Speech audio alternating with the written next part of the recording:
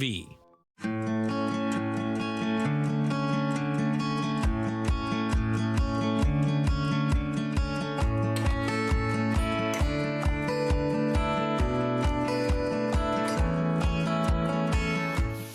Welcome to this episode of Food Bites. Now we have a special guest here. Andrew Fleet was on about a year ago with us. And Andrew, we talked all about Growing Chefs and a whole bunch of other stuff that happened. You're the executive director and co-founder of Growing Chefs.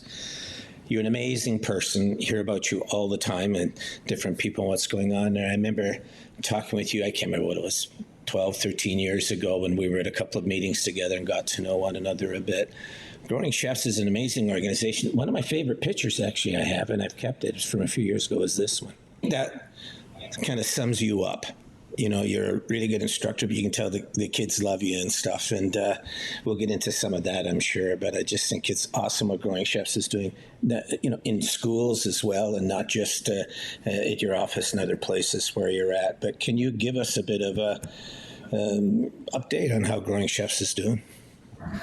Yeah, absolutely. We last year was our first year that we were able to fully open to capacity this new food education center that we built over at the Grove at the Western Fair District, and it has exceeded every hope and expectation that we had for it when we started. It's increased our capacity as an organization to deliver more programming in different ways. And I think the most exciting part is it's allowed us to actually meet the needs of the people that we're delivering the programs to in such a more diverse way than we were able to offer before. We're just, before we were limited by our setup, by our other facility, and by the facilities that we traveled to deliver those programs. And now it just provides an option. The space over at the Grove is accessible. It allows us to be able to provide participants more room if that's what they need, more supports. So there's not a limit to how many bodies we can have in the space. And then because we have all this amazing garden space over there, it's allowed us to really grow out our garden education programming, which provides just a deeper and more enriching learning opportunity for kids, and more hooks, I'm going to say it that way. So more opportunities to really grab kids at the point where they express some interest and just really engage them. And again, food is so powerful. It doesn't take much to inspire young people and get them excited about learning more and trying more.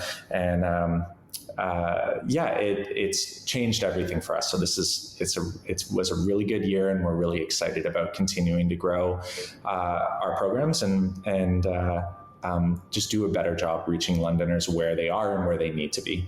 Yeah. A year ago when we talked about how the province had put, teaching kids how to grow food and learning more about, they put it in the curriculum. And I know that you were part of all of that process that led it up to that point.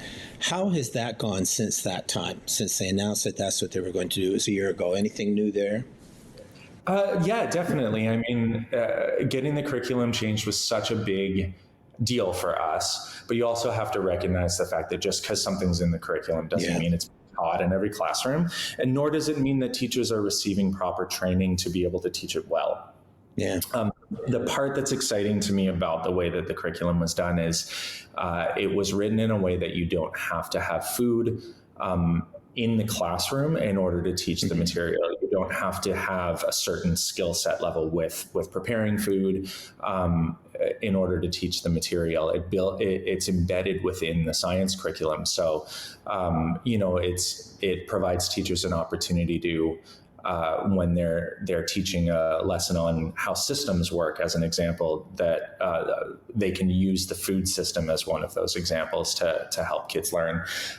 We were very lucky to have been included in the resources that were created for teachers and how to teach this material. There was a collaboration from organizations all across the province in putting together training materials, lesson plans, and resources for teachers. And ours alone last year, just in that first 12 months that it was available, we had over 12,000 teachers download our materials all across Ontario. So it's also neat to know that our materials are being used in classrooms that we may not even know about. So that's also really exciting.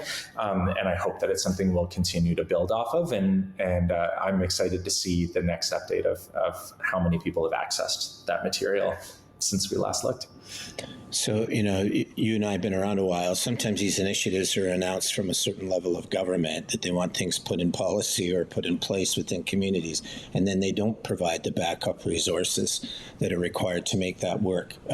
Is what you're saying is some of that is being done and it's allowing it to move ahead? Or are you saying not enough is being done? Or are you saying, no, nothing's really being done, we're producing it a lot ourselves? What are you saying? It's somewhere in between. So it still is on teachers to take the initiative to find good resources to teach new curriculum. And that's not unique to the food literacy content in the grade 1 to 9 science curriculum. That's just kind of how it works. Yeah. Teachers, curriculum has changed. They may be given, depending on where they are in the province and how their board approaches it, they may be given 1, maybe 2 days maximum of professional development opportunities for them to dive into the curriculum and work together on how to access it. But for the majority of them, it's kind of up to them to look up materials that resonate with them and how they want to teach the material. So I don't want to speak to that because I know that is the standard. I think definitely it's something there could be improvements on, but not where I'm an expert by any means. What I am excited about is that the ministry really listened to who provided the input on the content that ultimately became the curriculum and provided opportunities for all of those stakeholders. And there were 150 some of us just in the Ontario Healthy School Food Coalition that contributed to the content that eventually turned into curriculum. And we were all given opportunities to apply to submit content for those training resources. And I really appreciate that. It showed that the ministry showed a lot of faith and trust in that collective and us as individuals, and was very thrilled that we were able to, Growing Chefs specifically, were able to provide some of those materials. And I'm really, really excited that we've had such positive feedback from those materials. And ours, just if anyone's interested, you can access those training resources and materials on the growingchefsontario.ca website. You can also find them on the OFIA, which is the Ontario Physical Health and Health Education Association. I screwed up that acronym. Ontario Physical Education and Health Educators Association. Yeah. You can find it on their site as well.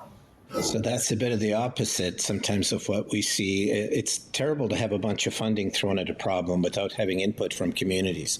We have been through that as well, and we have seen that. So I think that's really important that the ministry listened, because I know this has been a lot of years. People like you and others have been trying to get that there, and we all understand the importance of schools.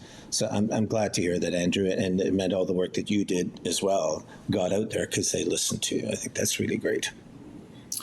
Yeah, and you know what? Since we're having this conversation, it's been a really interesting exercise for the collective, because it's so easy when you achieve changing the curriculum. It's, as you said, something we've been talking about, advocating for years and years. Yeah. When it finally comes, it's not the whole curriculum. It's not even science past grade 9, like grade 10, 11, 12 isn't done. It isn't everything we ask to be put in there. So there is a tendency for people to go, well, that's not perfect. It's not everything that we asked for. And as a collective, finding space to both celebrate what was done, still be able to advocate for more, but continue to foster and build those relationships with the ministries and with government that may or may not change sometime soon, is such an important process of these big changes that we're advocating for. So as much as I'm really thrilled with how the ministry responded for the most part, and definitely want to focus on the positive of what was done there, and really. Yeah, that the collective has had some experience finding that middle ground of being able to be appreciative, to being able to build on that relationship, celebrate the victories, and still be able to advocate for improvements where they are. And I think that's something in these big projects that we're starting to talk about in terms of like changing and improving processes in our community, that you have to be able to do both of those things at once. Because there's always a million reasons to point out why something isn't perfect. There's always a million reasons to not start doing something.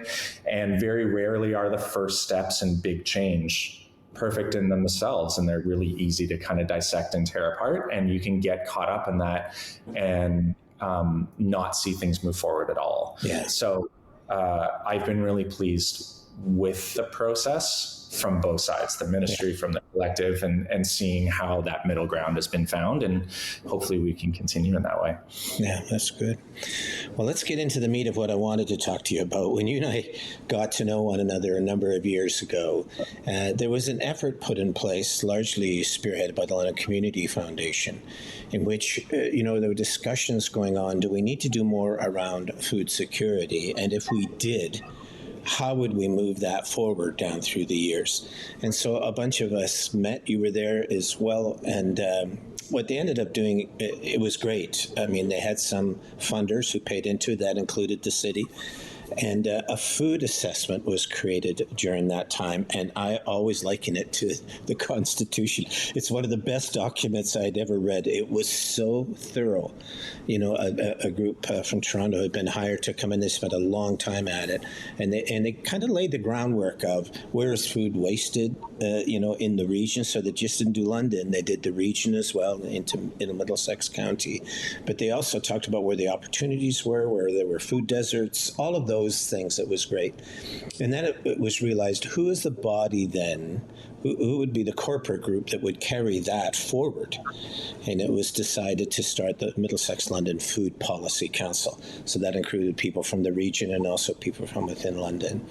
Now, the food bank has been the financial manager of that for that particular time, so I've been able to keep up a bit with it, with what's going on there. But I did feel personally that for a period of time, there was kind of a dropping off after that big moment. And a lot of the larger groups, food bank included, who could have probably maintained more of an interest and helped to keep it going. We were being challenged by other things, and then came the pandemic and all those things. But the Food Policy Council has continued to meet, and they've continued to do some remarkable things. And the thing I was the happiest about was that the city had given some funds to upgrade or update that food assessment. I'm sure you'll get into that in a minute. But it seems to me that what's different between now and then is that I think there's been much more of a collaborative spirit going on in the community in these last 2 or 3 years, right? Whereas before there was a willingness from, to get something going. That was great. But I think a lot has happened. You're intricately involved with the Food Policy Council. I was also at Western Fair a couple of weekends ago with Jane when you were kind of hosting a session and getting input from other people about how they felt about things. I'm talking way too much here, but I wondered if you could just give us your sense of where that is at. We can talk about some of the partners and stuff, but the Food Policy Council itself, which I think is vital to London's future, where do you think it's at? How do you think it's going?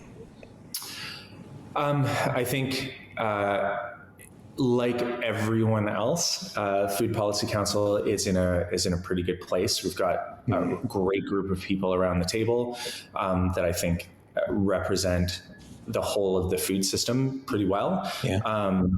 I think that the work that they're doing, although sometimes it goes sight unseen, is really, really good in trying to figure out how to move us forward towards a more food secure and community and a more sustainable local food system.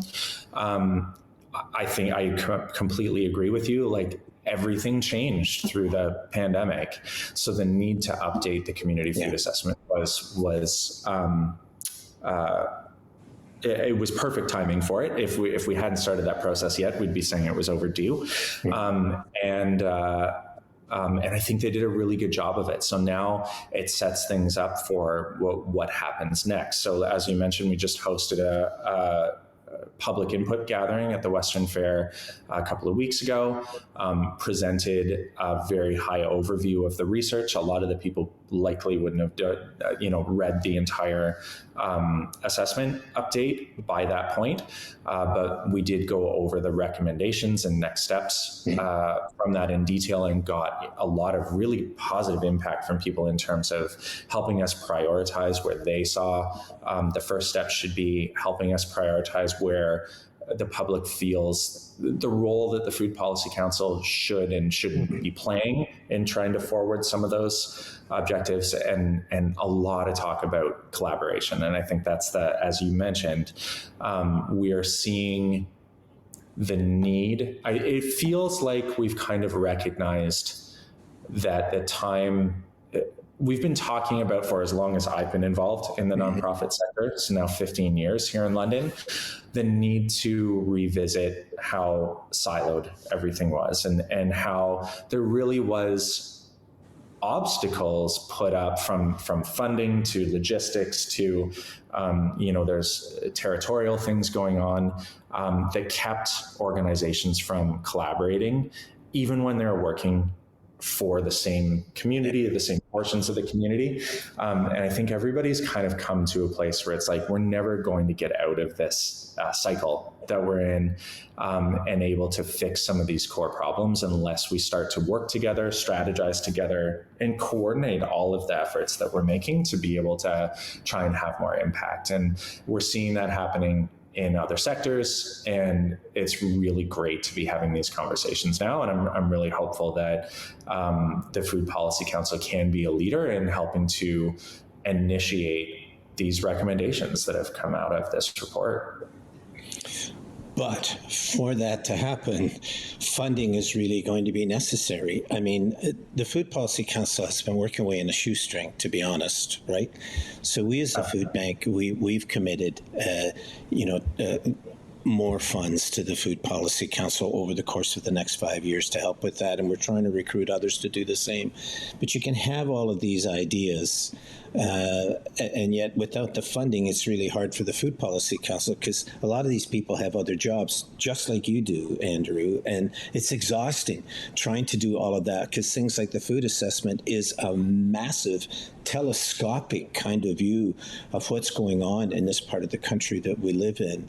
And so funding is going to be really important. And I think it's really up to groups like ourselves and others to try to get some of that funding and not just depend on the Food Policy Council to spend all of its time filling out grants and rushing around and trying to do all these things. They should be allowed to do their work.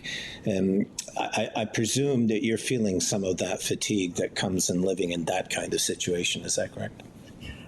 Definitely. And right now is a really, really difficult time to be having conversations for any nonprofit around funding. Like there's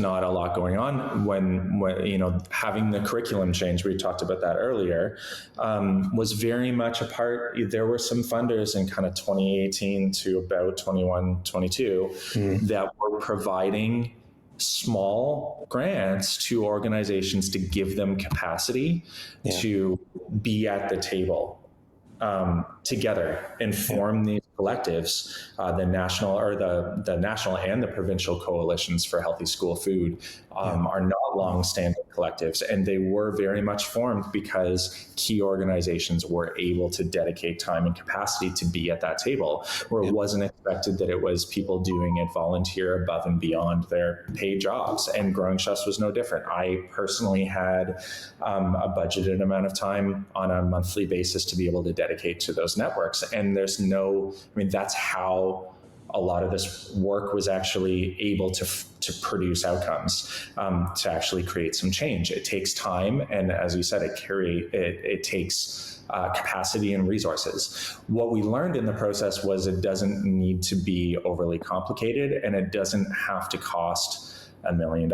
You can take organizations that are well situated, well versed on the material, and have key things to contribute and go, what if we just gave you, 4 to 6 hours a month or 8 to 10 hours a month to be able to help to contribute and forward these things. And that's what you see out of the new community food assessment is that it's going to take incremental actions from many different people and many different sectors happening at the same time and in a coordinated effort to forward to create change and move those things forward, because the change that is needed, and it's very clear coming out of this assessment, that the changes that are needed are multifaceted, they're complex, they're big, and they're going to require work from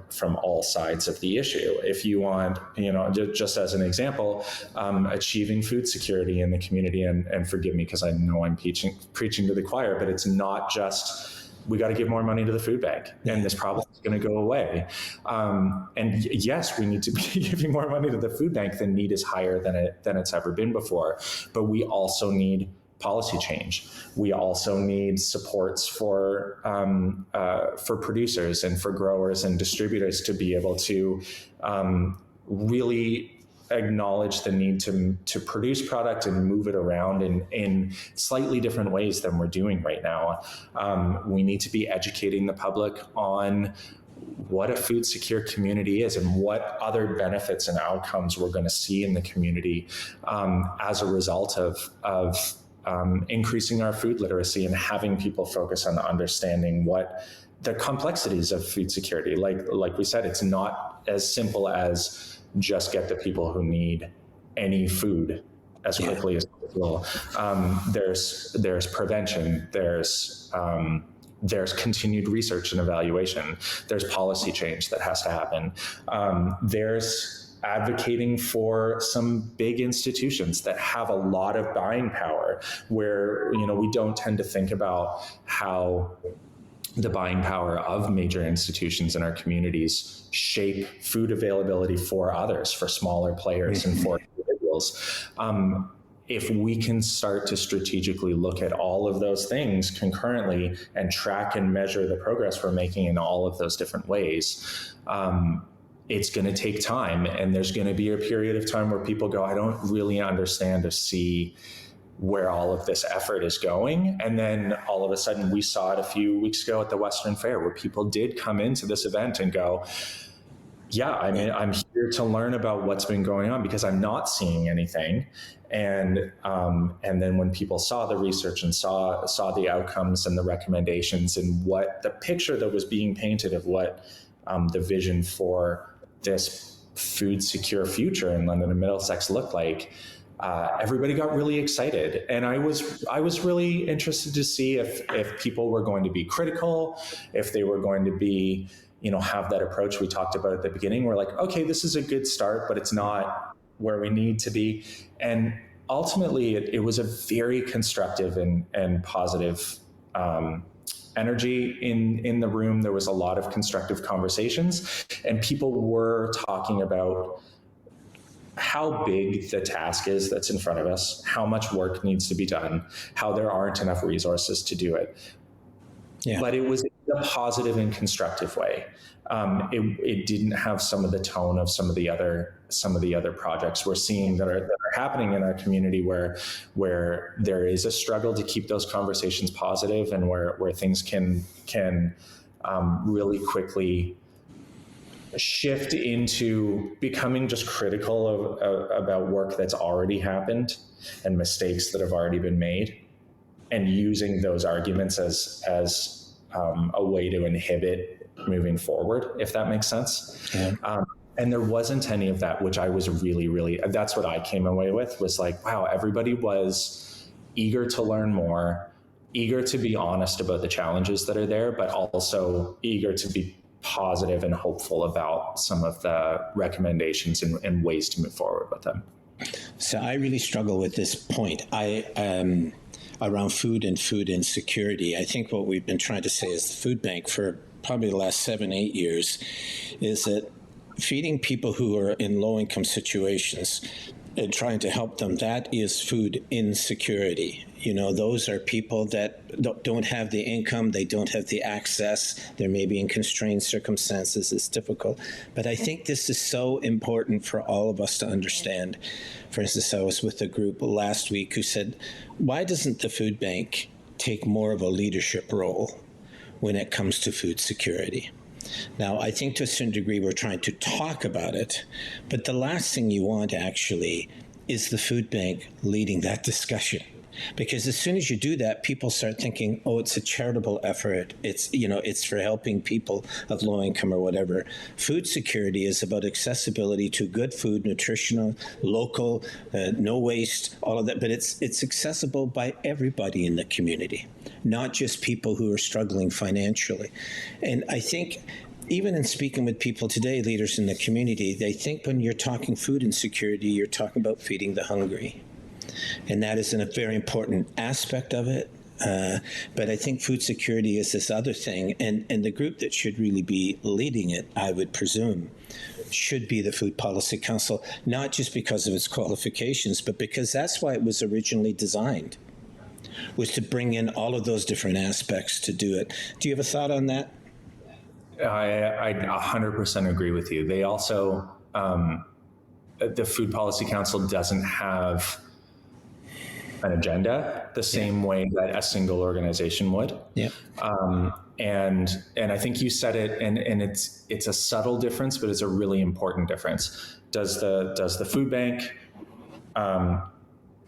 should they be leading those conversations? Mm. And I agree with you 100% that's not the case. Should they be present, engaged in those conversations, helping to guide them at times? Absolutely. Mm-hmm. But when you have one group like the food bank, Growing Chefs would be another one. If we tried to lead that conversation just the same way you would, we bring our own agenda to the table. We have things to gain and to lose from how those conversations go.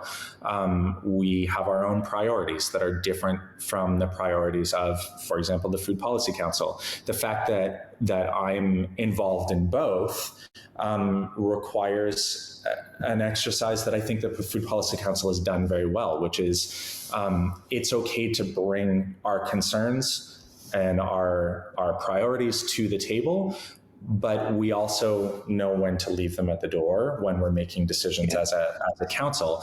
And it's not an easy process, but it is something that the Food Policy Council is very good with the infrastructure they have set up to be able to make sure that that's happening, and that we're not making decisions as a council that are representing any particular agenda of single members of the council. And I agree with you. They should be the ones quarterbacking that, because you also, when you don't have anyone leading those conversations, you end up in my analogy is in a baseball game when there's a pop-up and you end up with your two infielders and your outfielder, and you've got the three of them and the ball falls in between and nobody actually took the lead to catch it.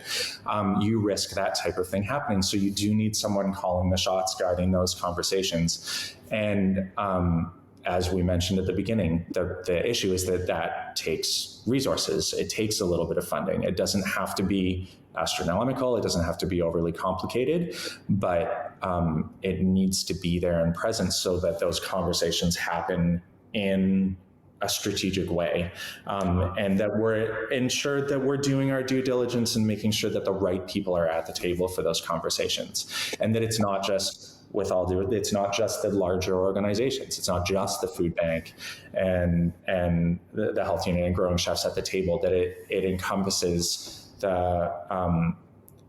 as many of the players in our community as possible, to have those conversations and make sure they're being coordinated and moved forward strategically.